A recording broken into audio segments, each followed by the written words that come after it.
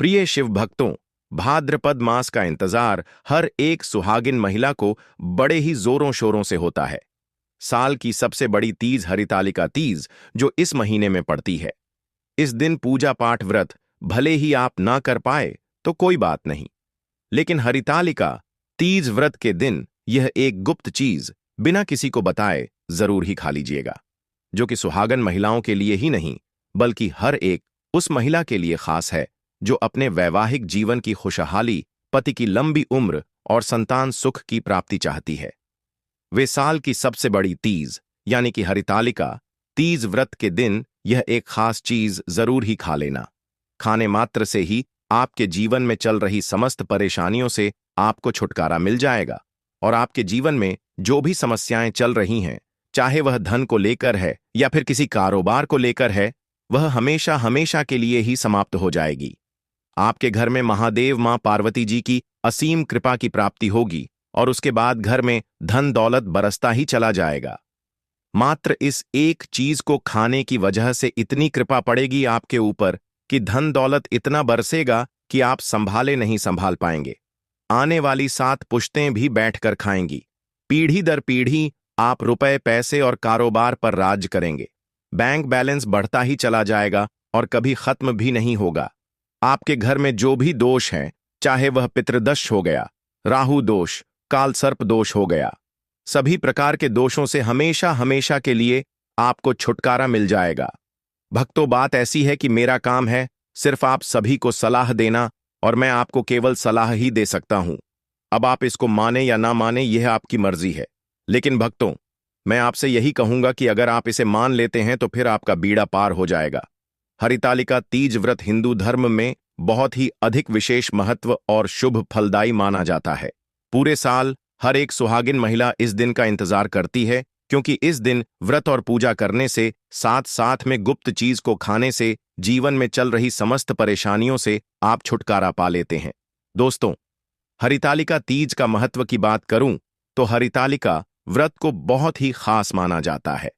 अगर कोई भी श्रद्धा भाव से इस व्रत को करता है तो उसकी सभी इच्छाएं पूर्ण होती हैं और केवल पति की लंबी आयु ही नहीं मिलती बल्कि आपका पति निरंतर रूप से तरक्की करते चले जाता है। भगवान शिव और मां पार्वती की कृपा से धन पैसा रुपया सुख समृद्धि स्वयं चलकर आपके पास आता है और भगवान शिव और मां पार्वती का आशीर्वाद आपको स्वयं मिलता है। खासकर जिनकी संतान प्राप्ति, वैवाहिक सुख और धन प्राप्ति की इच्छा है, उनके लिए तो यह एक वरदान के रूप में व्रत आता है। यह व्रत सुहागिन महिलाओं के साथ साथ कुंवारी कन्याएं भी व्रत को करती हैं। इस व्रत में व्यक्ति अपने जीवन के सभी पापों से मुक्ति पाकर अंत में बैकुंठ धाम को प्राप्त होता है और इसी व्रत के दिन यह खास चीज खाने से जीवन में सुख शांति समृद्धि आती है और आपकी समस्त मनोकामनाएं भी पूर्ण होती हैं। वैसे तो हरितालिका तीज का व्रत निर्जल रखा जाता है, लेकिन अगर आप हरितालिका तीज व्रत के दिन यह विशेष चीज खा लेते हैं तो आपके घर में धन संपदा इतनी बढ़ जाती है कि संभाले नहीं संभल पाती है और ना ही कभी समाप्त होती है। यह उपाय बहुत ही सरल है और सबसे बड़ी बात बहुत ही चमत्कारी है। पूज्य गुरु जी ने अभी अभी ही अपनी शिव महापुराण की एक कथा में बताया कि आने वाली 26 अगस्त को जो हरितालिका तीज का व्रत रखा जाएगा, उसमें जिन लोगों के घर में यह चीज बनाई जाएगी और खाई जाएगी, उन्हें तीनों लोक का सुख प्राप्त होगा। 3 चीजें आपके घर में पूरे साल बरकत ला सकती हैं। धन दौलत की वर्षा जरूर होगी। जी हां दोस्तों, यह इस बार हरितालिका तीज, जो कि पूरे 114 वर्षों के बाद दुर्लभ संयोग के साथ आई है, यह अपने साथ कई तरह के संयोगों के साथ आई है। ऐसे में हरितालिका तीज का व्रत हिंदू धर्म में लोगों के लिए और भी बढ़ गया है और पूज्य गुरु जी ने कहा है कि हरितालिका तीज व्रत के दिन भले ही पूजा पाठ ध्यान करें या ना करें, लेकिन आप पूरे परिवार के साथ इस एक गुप्त चीज का सेवन जरूर ही करें। भगवान भोलेनाथ और मां पार्वती के आशीर्वाद से आपके घर में इतना पैसा आएगा कि आप संभाले नहीं संभाल पाएंगे। साथ ही आज की इस वीडियो में आप सभी जानेंगे कि हरितालिका तीज व्रत में ऐसा क्या खाना चाहिए जिससे आपके जीवन में भगवान भोलेनाथ तथा मां पार्वती की कृपा पड़े और साथ ही में क्या ना खाएं जिससे आपके ऊपर भगवान शिव का क्रोध आपको झेलना पड़े। इस वीडियो में हम आप सभी को संपूर्ण जानकारी बताएंगे और साथ में भक्तों के लिए यह जो त्योहार है, यह जो व्रत है, सौगात क्या क्या लेकर आया है वह भी बताएंगे। इसलिए इस पवित्र व्रत को भूलकर भी 5 काम क्या ना करें जिससे कंगाली आपके घर आ सकती है, वह भी बताऊंगा। तो हर एक चीज को बहुत ही ध्यान से सुनिएगा, समझिएगा। इस व्रत में आपको क्या दान करना चाहिए, साथ ही किस प्रकार से आपको पारण करना चाहिए, हर एक जानकारी बताऊंगा। लेकिन आपसे एक अनुरोध है कि इस वीडियो को आधा अधूरा मत देखिएगा, क्योंकि आधा अधूरा ज्ञान हमेशा ही घातक होता है, लटकती हुई तलवार के समान होता है। इसमें अगर आपने कोई भी गलती करी तो फिर आप कंगाल भी हो सकते हैं। इसलिए इन व्रतों में नियमों का सबसे महत्वपूर्ण रोल होता है, विशेष होता है। इसलिए संपूर्ण जानकारी को बहुत ही अच्छे से समझिए। हर एक काम को एक तरफ साइड में रखकर पहले इस वीडियो को अच्छे से समझ लीजिए, ताकि साल भर के इंतजार के बाद यह जो तृतीया तिथि भाद्रपद मास की आई है, वे आप सभी के पूरे परिवार का कल्याण करें। बहुत ही ध्यान से सुनिएगा। लेकिन सबसे पहले कमेंट सेक्शन में आपको ओम नमः शिवाय, हर हर महादेव, जय मां गौरी जरूर ही लिखना है। साथ ही हो सके तो आप अपनी राशि कमेंट सेक्शन में लिखिए, और आप मेरी इस वीडियो को कहां से देख रहे हैं यह भी बताइए, ताकि आने वाली वीडियो में आप सभी का नाम मैं वीडियो के बीच में ले सकूं। चलिए अब जान लेते हैं कि जो थाली है उसमें आपको क्या क्या जरूर ही रखना चाहिए, क्योंकि बगैर इसके आपका व्रत अधूरा ही माना जाएगा। थाली में आप कोई सुंदर सी साड़ी, सफेद रंग को छोड़कर कोई भी लाल या पीले रंग की साड़ी को रख दीजिएगा। साथ ही में ब्याह, बिछिया, चूड़ियां, मेहंदी, महावर, नेल पॉलिश, कुमकुम, कंघी, मिठाइयां, दक्षिणा अवश्य ही रख दीजिएगा। अगर आपकी सासू मां नहीं है तो फिर आप इसे अपनी ननद को भी दे सकते हैं, या बाहर किसी बुजुर्ग महिला को भी आप इसे दे सकते हैं। जिसे आप अपना मानते हैं, आप उन्हें यह दे सकते हैं ताकि उनका आशीर्वाद आपको मिले। इसके लिए आप उनको प्रणाम पैर छूकर उनका आशीर्वाद भी जरूर ले लीजिएगा, तभी यह व्रत संपूर्ण और सफल माना जाता है। दोस्तों, हरितालिका तीज व्रत में तीज माता को यह 3 चीजें कभी भी अर्पित नहीं करनी चाहिए। यह 3 चीजें माता को चढ़ाने से व्रत टूट जाता है, पति को घोर पाप और विपदाएं आने लगती हैं, और उल्टा आप पाप के भागीदारी बन जाते हैं। ऐसा घोर पाप कभी मत करना। आइए जान लेते हैं दोस्तों कि सबसे पहले इस तीज व्रत में माता को कौन सी चीजें अर्पित करनी चाहिए। तो सामग्री जैसे कि कभी भी टूटे हुए जो चावल हैं वह हमें समर्पित नहीं करने चाहिए। टूटी हुई चौकी, खंडित चौकी का प्रयोग भी नहीं करना चाहिए। चौकी पर हमेशा लाल कपड़ा बिछाना चाहिए। मंदिर में भूलकर भी माचिस नहीं रखनी चाहिए, बहुत ही यह अशुभ माना जाता है। इस दिन फलों में नाशपाती कभी अर्पित नहीं करना चाहिए। हरतालिका तीज पर सफेद कपड़ा भी दान नहीं करना चाहिए और ना ही पहनना चाहिए। इस दिन जितना ज्यादा हो सके हरे, पीले, गुलाबी, लाल रंग के वस्त्र पहनना सबसे ज्यादा शुभ माना जाता है। दोस्तों, हरतालिका तीज पर माता को श्रृंगार अर्पित जरूर ही करना चाहिए। श्रृंगार हमेशा नया होना चाहिए। टूटा फूटा श्रृंगार अर्पित नहीं करना चाहिए।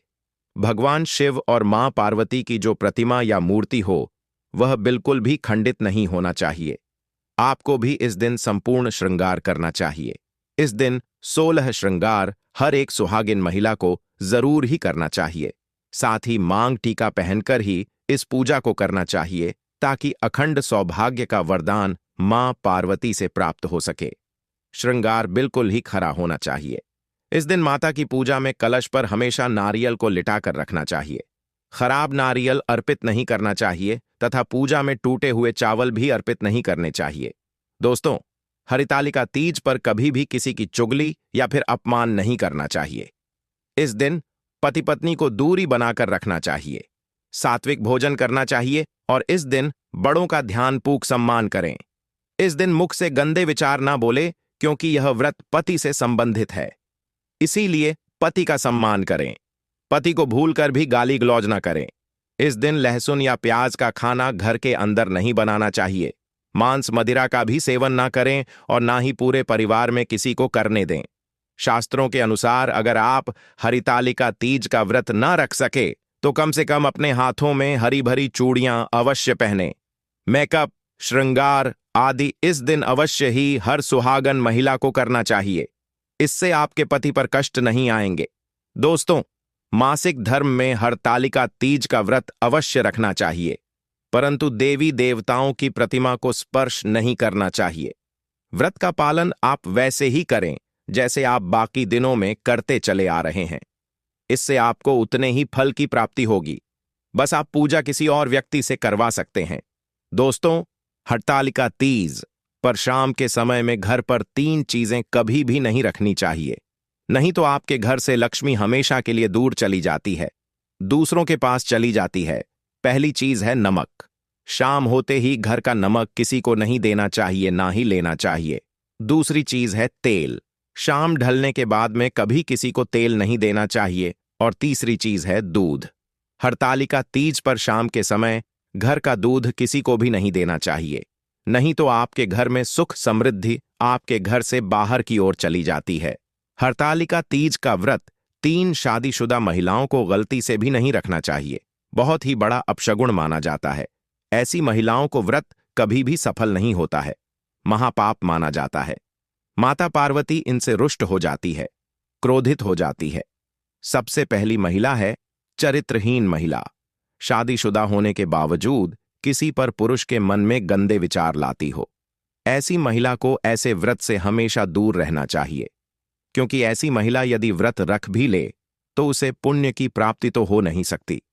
उल्टा उसे ऐसा घोर पाप लगेगा कि हो सकता है कि उसका पाप उसके बच्चों तक भी चढ़ जाए।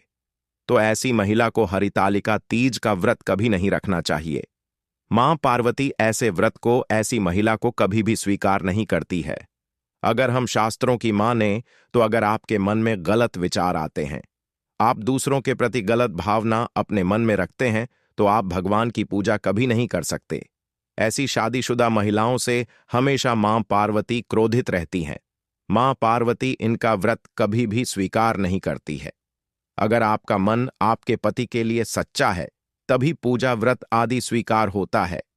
जो महिला केवल अपने पति से प्रेम करती है और पति के प्रति ही समर्पण की भावना रखती है, मां पार्वती ऐसी महिला को साक्षात प्रकट होकर भी वरदान देती है।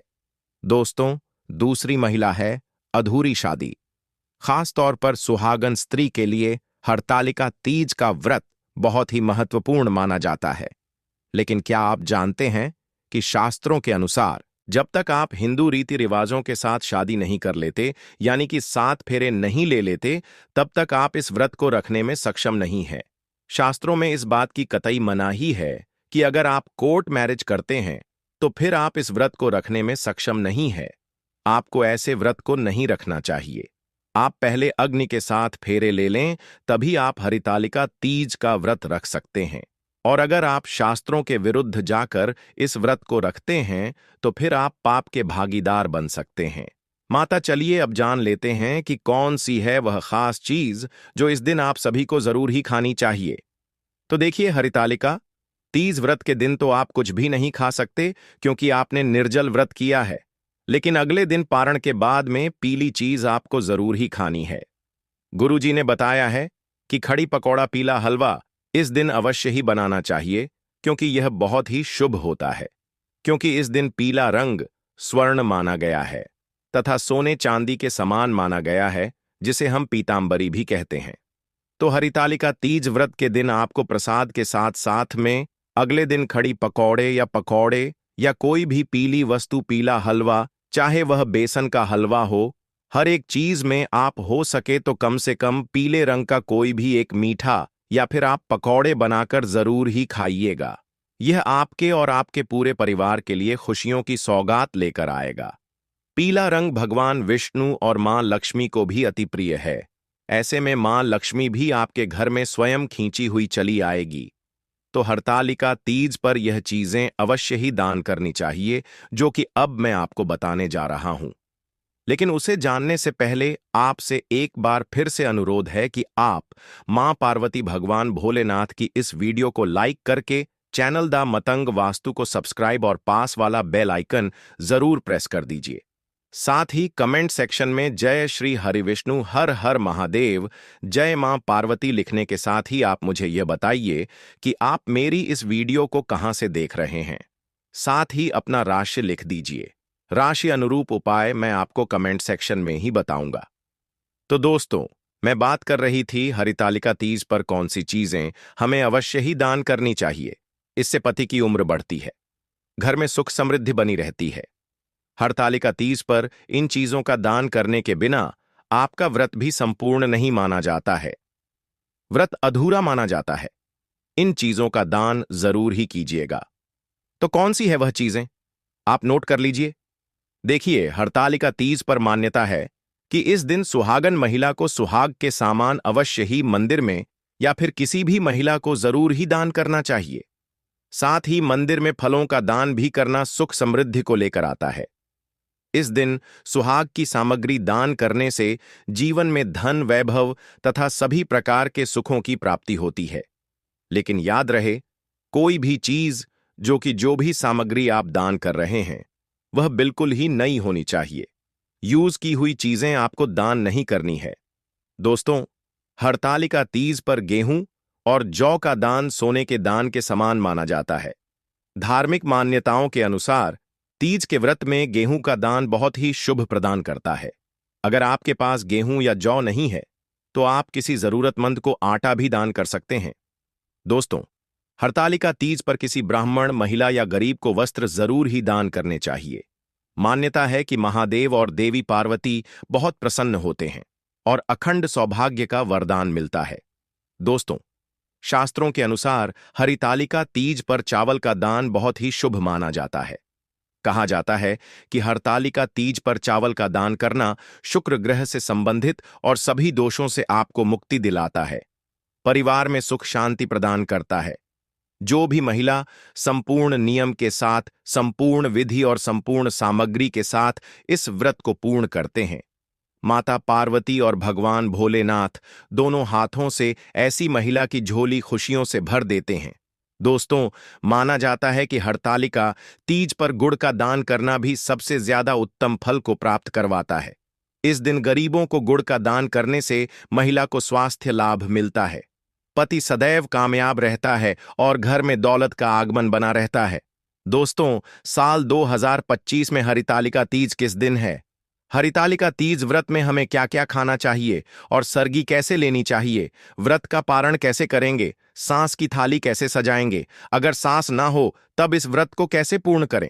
साथ ही साथ हरितालिका तीज में एक चीज जरूर ही खा लेनी चाहिए और गलती से भी 3 महिलाएं हरितालिका तीज का व्रत ना रखें, क्योंकि इससे पति पर संकट आते हैं, पूरा घर बर्बाद भी हो सकता है। भगवान शिव और मां गौरी आपका घर, आपकी झोली खुशियों से भर देंगे और आप धनी बन जाएंगे और आपके पति पर कभी कोई संकट नहीं आ पाएगा। इसलिए सबसे पहले सच्चे दिल से कमेंट सेक्शन में ओम नमः शिवाय, जय मां गौरी, जय मां पार्वती जरूर लिखिए। साथ ही इस वीडियो को लाइक भी कर दीजिए। तो चलिए सबसे पहले जान लेते हैं कि साल 2025 में हरितालिका तीज व्रत कब से प्रारंभ हो रहा है और कब इसका समापन होगा। तो देखिए, भाद्रपद की शुक्ल पक्ष की तृतीया तिथि का प्रारंभ 25 अगस्त को दोपहर 12:35 पर हो रहा है। साथ ही इस तिथि का समापन 26 अगस्त को दोपहर 1:85 पर होगा। ऐसे में उदय तिथि के अनुसार हरितालिका तीज का पर्व मंगलवार 26 अगस्त को मनाया जाएगा। बात करूं अगर व्रत की, तो 26 अगस्त को ही हर एक सुहागन महिला हरितालिका तीज का व्रत रखेंगी। दोस्तों, हरितालिका तीज पर पहले सरगी ली जाती है। आइए जानते हैं कि सरगी कैसे लें।